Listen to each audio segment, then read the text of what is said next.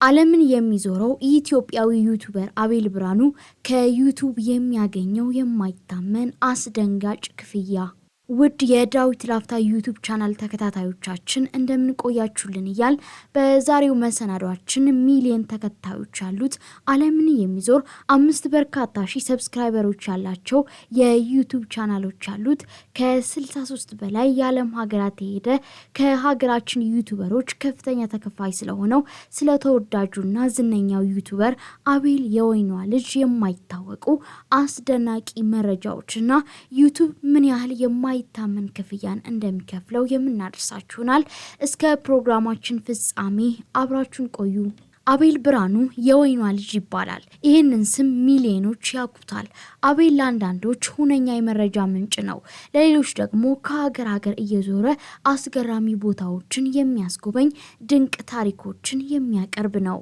ዩቲዩብ ላይ ቪዲዮ መጫን ከጀመረ 9 ዓመታትን አስቆጥሯል። ያኔ ብዙ ኢትዮጵያውያን በዚህ መድረክ ላይ አልነበሩም።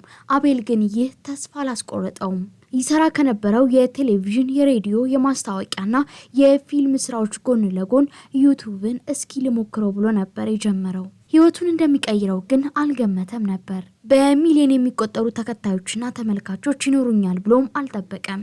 ለኢንተርኔት ሩቅ አልነበርኩም። ወደ ኢንተርኔት ካፌ የሄድኩ እንዴት በኦንላይን ቢዝነስ እንደሚሰራ እመለከት ነበር ይላል። ከዚያም በዩቲዩብ ገንዘብ እንደሚገኝ ተረዳ። ዩቲዩብ የልጅነት ህልሙን ለማሳካት ትክክለኛ መንገድ እንደሆነ አመነ። ስራው ግን ቀላል አልነበረም። ውጤቱን ለማየትም ብዙ ደክመዋል። 1 ዓመት ለሚጠጋ ጊዜ ዜሮ በሚባል ደረጃ ቪዲዮዎቹ እይታ አልነበራቸውም ነበር። በተከታታይ 62 ቪዲዮዎችን ሲጭን የነበረው ተመልካች 2 ከፍ ካለ 9 ነበር። በጣም ትግል ይጠይቅ ነበር። በእያንዳንዷ ቀን ነበር የምሰራው፣ ነገር ግን ተመልካች አልነበረኝም ይላል። አቤል ይህንን ያህል ያለመሰልቸት እንዴት ቆየ ተብሎ ሲጠየቅ መልሱ አጭር ነው። በዩቲዩብ እምነት ነበረኝ፣ አንድ ቀን ስኬት ላይ እንደምደርስ እርግጠኛ ነበርኩም ይላል። እውነትም ዩቲዩብ አላሳፈረውም። ልክ 63ኛው ቪዲዮ ሲጫን ያላሰበው ሆነ። ተመልካቾቹ ጣራ ነካ። አቤል ያንን ቀን አይረሳውም። የበዓል ፕሮግራም ሬዲዮ ላይ እየሰራ ነበር ያደረው። ከዚያም ወደ ቤት ሄደ። ከመተኛቴ በፊት አንድ ነገር ልስራ አልኩኝ ይላል። ቪዲዮውን ሰርቶ ዩቲዩብ ላይ ለቀቀው። ከዚያም ወደ መኝታው አመራ። ከ5 ሰዓት በኋላ ስነሳ በጣም ደነገጥኩኝ። ለራሴ ማመን ከበደኝ። በ4 ሰዓት ውስጥ ብቻ 7000 ሰው አይቶታል ይላል። በቀናት ውስጥ 3-4 ሰው ነበር የሚመለከተኝ። ያንን ቪዲዮ ሳይ ደነገጥኩኝ ይላል። ገንዘብ መቁጠር ጀመርኩ። ምናልባትም በዩቲዩብ ያን ቀን ይሆናል ለመጨረሻ ጊዜ የደነገጥኩት ይላል። ከጊዜ በኋላም የዩቲዩብ ቻናሉ ብዙ አስተያየት መቀበል ጀመረ። ሰብስክራይበሮቹም ከጠበቀው በላይ ጨመሩ። እስከዚህ ቪዲዮ ድረስ በሳንቲሞች ደረጃ ሲያገኝ የነበረው ገቢ ተቀይሮ በአንድ ቪዲዮ $100 አገኘ። ይህ ሁላ ሲሆን አቤል መደበኛ ስራውን አላቋረጠም ነበር። የሆነ ቀን ሊሳካ እንደሚችልም እምነት ነበረኝ ይላል። በቀን የሆነ ሰዓት መድቤ የሰራው ነበር ሲልም ይገልጻል። ከፍተኛ እይታ ካስገኘለት ቪዲዮ 2 ወራት በኋላ አቤል ሌሎች ስራዎችን አቁሞ ወደ ዩቲዩቡ ፊቱን አዞረ። የጎንዮሽ ስራው የነበረው ዩቲዩብ ዋነኛ መተዳደሪያ ሆነ። የራሱን ድርጅት አቋቋመ፣ እቃዎችን አሟላ። በወቅቱ ውድ የሆነ እቃ አላስፈለገኝም የሚለው ዩቲዩበሩ በቀላል ቁሳቁሶች መስራት ጀመረ። ይህንን ለማድረግ ከዩቲዩብ የሚያገኘው ገንዘብ ዋነኛ ምንጩ ነበር። ዩቲዩብ በአንድ ወር የሚከፍለው ክፍያ የ50-60 ሰዎች ድምር ደሞዝ ሊሆን ይችላል።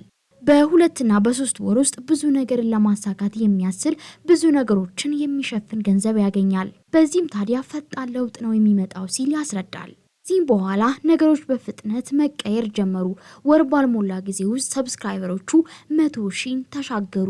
አሁን ላይ አቤል 11 ሰዎችን በቋሚና በጊዜያዊ የስራ ውል ቀጥሮ ያሰራል። በአዲስ አበባ ካለው ቢሮ በተጨማሪ በአሜሪካ ለመስራት የሚያስችል ፍቃድ አለው። በተጨማሪም ዩቲዩበሩ 5 የዩቲዩብ ቻናሎችም አሉት።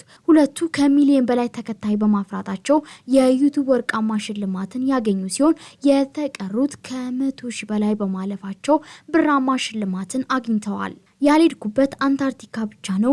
ወቅታዊ ዜናዎች ላይ የሚያተኩር ቻናል የነበረው አቤል ተከታዮቹ 500,000 ሲደርስ ሌላ ቻናል ከፈተ።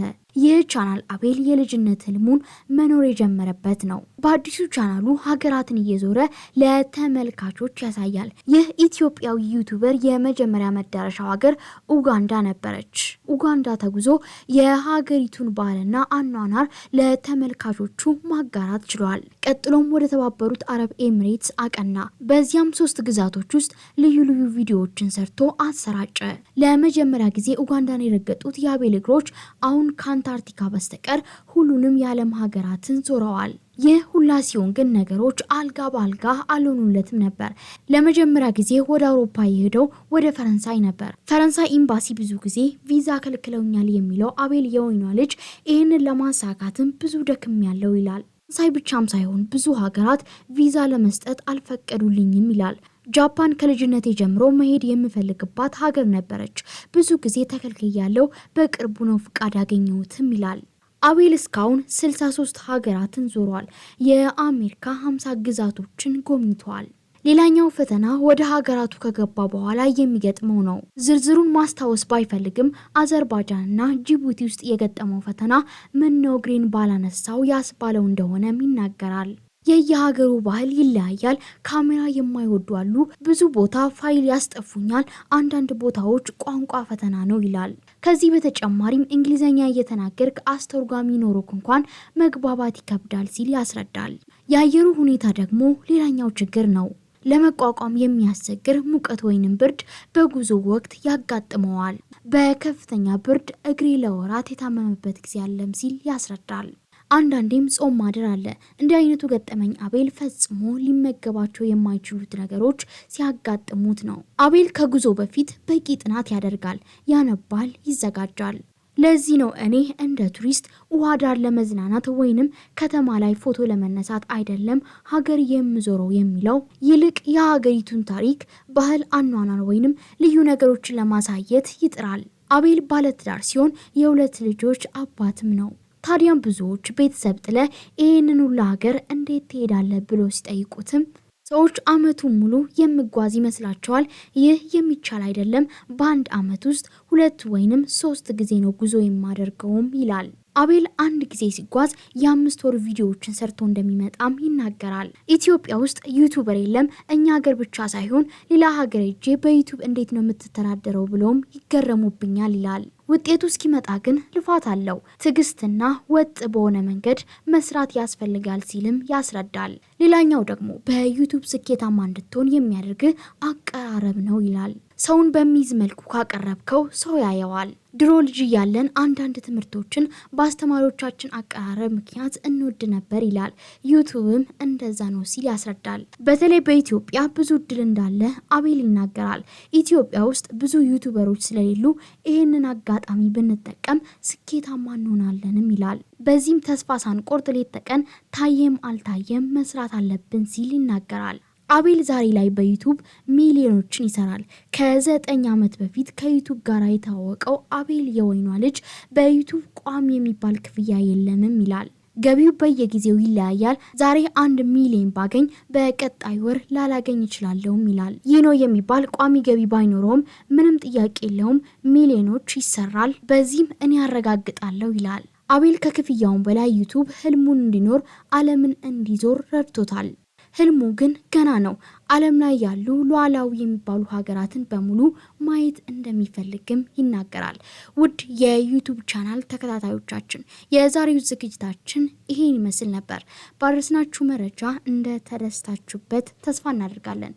በቀጣይ ቪዲዮ እስከምንገናኝ ቸር ቆዩን።